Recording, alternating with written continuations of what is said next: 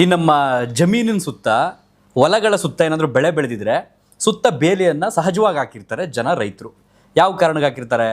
ಯಾವುದಾದ್ರೂ ಪ್ರಾಣಿಗಳು ಆರಾಮಾಗಿ ಬಂದು ಒಳಗಡೆ ಎಂಟ್ರಿ ಆಗಿ ತಿಂದು ಬಿಡ್ತವೆ ಮೇವನ್ನ ಅನ್ನೋ ಕಾರಣಕ್ಕೆ ಬೇಲಿ ಹಾಕಿರ್ತಾರೆ, ಅದಕ್ಕೆ ರಕ್ಷಣೆ ಆಗಲಿ ಹೊಲಕ್ಕೆ ಅಂತ.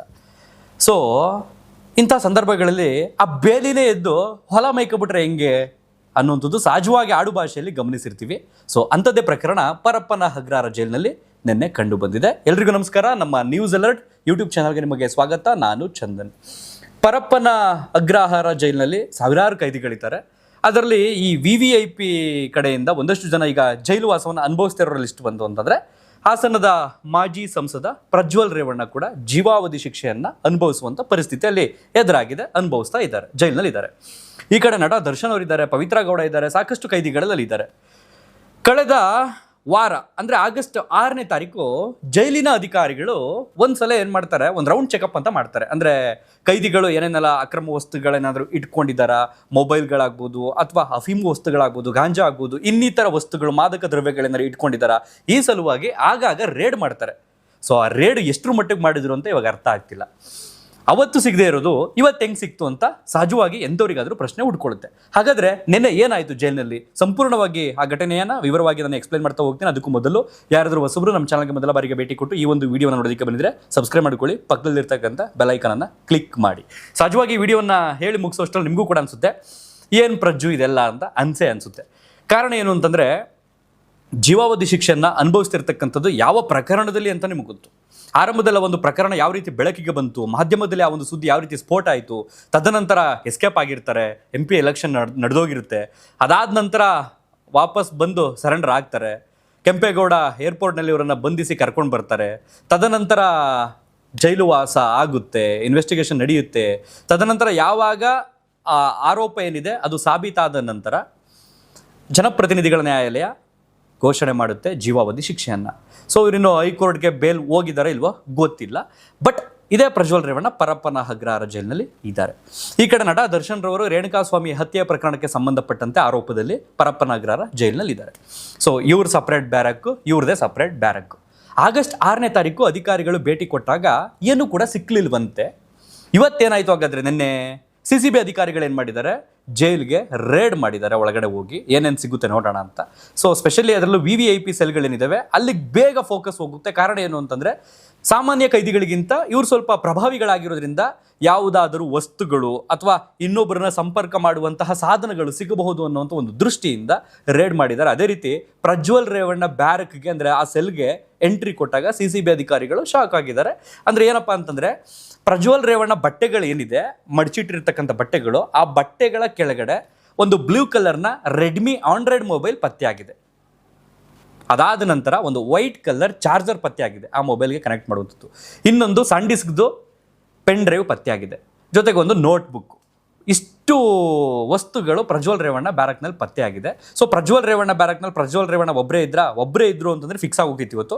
ಬಟ್ ಇನ್ನೊಬ್ಬ ಸಹ ಕೈದಿ ಇದ್ರು ಅಲ್ಲಿ, ಬೇರೆ ಯಾವುದೋ ಒಂದು ಕೇಸ್ನಲ್ಲಿ ಸಜಾ ಅನುಭವಿಸ್ತಿರ್ತಕ್ಕಂಥ ಓರ್ವ ಕೈದಿ ಪ್ರತಾಪ್ ರೈ ಅಂತ. ಸೊ ಇವರಿಬ್ಬರು ಆ ಬ್ಯಾರಕ್ನಲ್ಲಿ ಇರ್ತಾರೆ. ಆ ಬ್ಯಾರಕ್ನಲ್ಲಿ ಈ 4 ವಸ್ತುಗಳು ಪತ್ತೆ ಆಗಿರ್ತಕ್ಕಂಥದ್ದು. ತಕ್ಷಣ ಅಧಿಕಾರಿಗಳು ಅದನ್ನು ಪ್ರಶ್ನೆ ಮಾಡಿ ಕೇಳಿದಾಗ ಪ್ರಜ್ವಲ್ ರೇವಣ್ಣ ನನಗೆ ಗೊತ್ತಿಲ್ಲ, ಪಾಸ್ವರ್ಡ್ ಅದು ನಂದಲ್ಲ ಅಂತ ಹೇಳ್ತಾರೆ. ಈ ಕಡೆ ಪ್ರತಾಪ್ ರೈ ಅನ್ನುವಂಥ ಆ ಕೈದಿ ಅದು ನಂದೇ ಮೊಬೈಲ್, ಅದು ನಾನು ಲಾಯರ್ ಜೊತೆಗೆ ಮತ್ತು ನಮ್ಮ ಮನೆಯವ್ರ ಜೊತೆಗೆ ಮಾತಾಡೋದಕ್ಕೆ ನನಗೆ ಇಟ್ಕೊಂಡಿದ್ದೆ ಅಂತ ಹೇಳ್ತಾರೆ. ಅದಾದ ನಂತರ ಹೇಗೋ CCB ಅಧಿಕಾರಿಗಳು ಅದನ್ನು ಓಪನ್ ಮಾಡ್ತಾರೆ. ಓಪನ್ ಮಾಡಿದಾಗ ಮತ್ತೊಮ್ಮೆ ಶಾಕು. ಕಾರಣ ಏನು ಅಂತಂದ್ರೆ ಅದರಲ್ಲಿ ಇನ್ಸ್ಟಾಗ್ರಾಮ್ ಇದೆ, ಫೇಸ್ಬುಕ್ ಇದೆ, ನೆಟ್ಫ್ಲಿಕ್ಸ್ ಇದೆ, ಅಮೆಜಾನ್ ಪ್ರೈಮ್ ಇದೆ, OTT ಪ್ಲಾಟ್ಫಾರ್ಮ್ಗಳಿದೆ.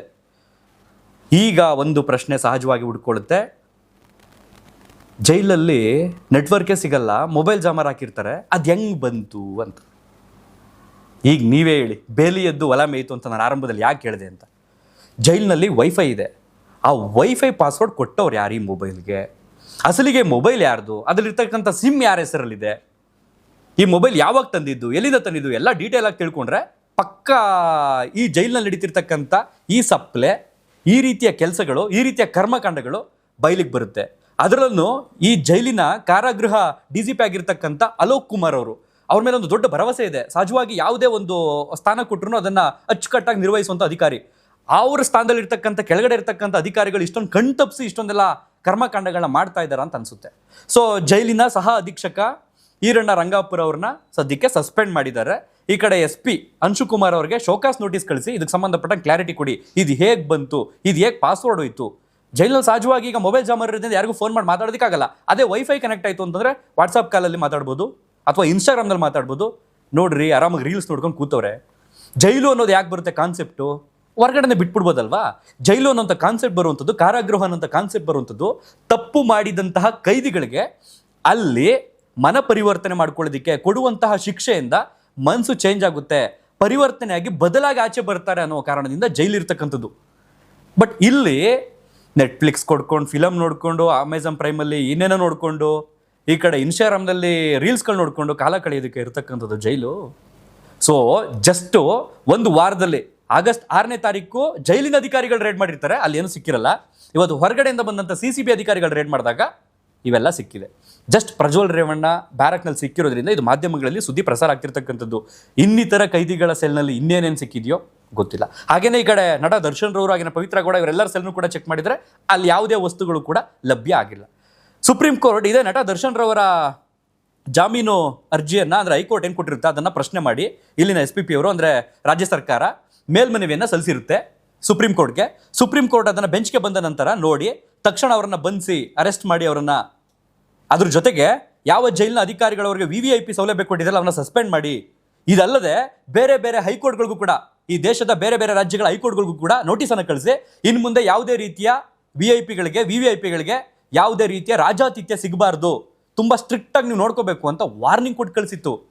ಅದನ್ನು ಕೂಡ ಲೆಕ್ಕಿಸ್ತಿಲ್ವ ಇವರು. ಅಂದರೆ supreme court notice, supreme court ಕೊಟ್ಟಿರ್ತಕ್ಕಂಥ ಆದೇಶವನ್ನು ಕೂಡ ತಿರಸ್ಕರಿಸುವಂಥ ಅಧಿಕಾರಿಗಳು ನಮ್ಮ ನಡುವೆ ಇದ್ದಾರೆ ಅಂತಂದರೆ ಚಪ್ಪಾಳೆ ಹೊಡಿಬೇಕು ಇವ್ರುಗಳಿಗೆಲ್ಲ.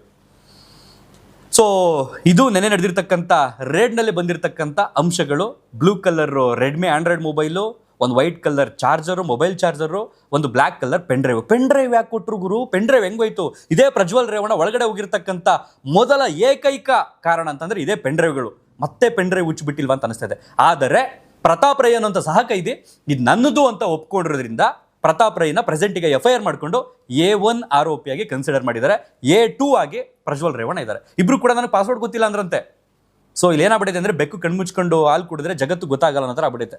ಸೊ ಪ್ರಜ್ವಲ್ ರೇವಣ್ಣ ಅವ್ರನ್ನ ಬಚಾವ್ ಮಾಡೋದಕ್ಕೆ ಆ ಪ್ರತಾಪ್ ರೈ ಅನ್ನೋಂಥ ಒಪ್ಕೊಂಡ, ಅಥವಾ ಪ್ರಜ್ವಲ್ ರೇವಣ್ಣ ಅವನನ್ನು ಒಪ್ಸಿದ್ರ, ಅಥವಾ ಅಸಲಿಗೆ ಅದು ಮೊಬೈಲ್ ಪ್ರಜ್ವಲ್ ರೇವಣ್ಣಗೆ ಸಂಬಂಧಪಟ್ಟಿದ್ದ, ಸೇರಿದ್ದ, ಪ್ರತಾಪ್ ರೈಗೆ ಸೇರಿದ್ದ, ಗೊತ್ತಿಲ್ಲ. ಒಟ್ಟಾರೆಯಾಗಿ ಇದಕ್ಕೆಲ್ಲ ಕಾರಣ ಏನು ಅಂತಂದರೆ ಅವರಿಬ್ಬರಲ್ಲ, ಅದು ಸಪ್ಲೈ ಮಾಡ್ತಕ್ಕಂಥ ಅಧಿಕಾರಿಗಳು.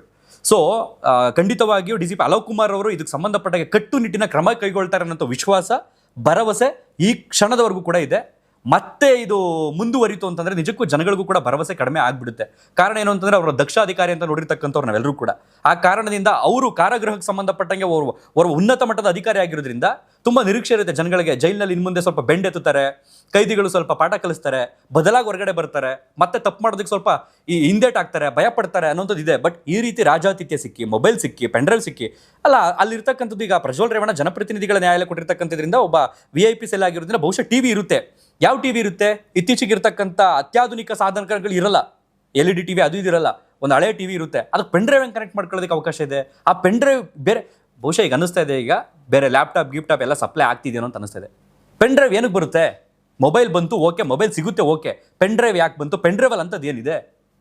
ಸೊ ಅಧಿಕಾರಿಗಳು ಇದಕ್ಕೆ ಸಂಬಂಧಪಟ್ಟಂಗೆ ಕೂಲಂಕುಷವಾಗಿ ತನಿಖೆಯನ್ನು ಮಾಡಿದ್ರೆ ಇನ್ನು ಏನೇನು ಸಿಗುತ್ತೋ, ಇನ್ನು ಏನೇನಾಗುತ್ತೋ ಗೊತ್ತಿಲ್ಲ. ಒಟ್ಟಾರೆಯಾಗಿ ಕರ್ಮಕಾಂಡಗಳಿಗೆ ಏಕೈಕ ಕಾರಣ ಏನು ಅಂತಂದ್ರೆ ಅಧಿಕಾರಿಗಳು ಓರ್ವರನ್ನೇ ಸಸ್ಪೆಂಡ್ ಮಾಡಿದ್ದಾರೆ. 3 ತಿಂಗಳು 6 ತಿಂಗಳು ಬಿಟ್ಕೊಂಡು ಮತ್ತೆ ಡ್ಯೂಟಿ ಜಾಯ್ನ್ ಆಗ್ತಾರೆ. ಇನ್ನು ಅಂಶುಕುಮಾರ್ ಅವರು SP ಅಲ್ಲಿನ ಜೈಲು SP ಆಗಿರ್ತಕ್ಕಂಥ ಅವ್ರಿಗೆ ನೋಟಿಸ್ ಕಳಿಸಿದ್ದಾರೆ. ಅವರೇ ಅದೇನು ಕ್ಲಾರಿಟಿ ಕೊಡ್ತಾರೆ ಗೊತ್ತಿಲ್ಲ. ಒಟ್ಟಾರೆಯಾಗಿ ನಮಗೆ ಪ್ರಕರಣ ಬೆಳಕಿಗೆ ಬಂದಿರೋದ್ರಿಂದ ಒಂದು VIP ಅನ್ನೋ ಒಂದು ಕಾರಣದಿಂದ ಇವ್ರ ಹೆಸರು ಬಂದಿದೆ, ಇವರು ಬಳಸಿರ್ತಕ್ಕಂಥ ವಸ್ತುಗಳು ಬಂದಿದೆ. ಇನ್ನು ಯಾರ್ಯಾರು ಏನೇನು ಬಳಸಿದ್ದಾರೋ, ಇನ್ನು ಏನೇನು ಸಿಗ್ತಾಯಿತ್ತೋ ಪರಪ್ಪನ ಅಗ್ರಹಾರ ಜೈಲಿನಲ್ಲಿ ಅಂತ ಸಹಜವಾಗಿ ಜನಸಾಮಾನ್ಯರಿಗೆ ಅನಿಸುತ್ತೆ. ಸೊ ಇದ್ರ ಬಗ್ಗೆ ನಿಮ್ಮ ಅನಿಸಿಕೆ ಅಭಿಪ್ರಾಯಗಳನ್ನ ಕಮೆಂಟ್ ಬಾಕ್ಸ್ನಲ್ಲಿ ಬರೆದು ತಿಳಿಸಿ. ಗೊತ್ತಿಲ್ಲ, ನಮ್ಮ ವ್ಯವಸ್ಥೆಯನ್ನು ನೆನೆಸ್ಕೊಂಡ್ರೆ ನಿಜಕ್ಕೂ ತೀರಾ ಬೇಸರ ಆಗ್ತಿದೆ.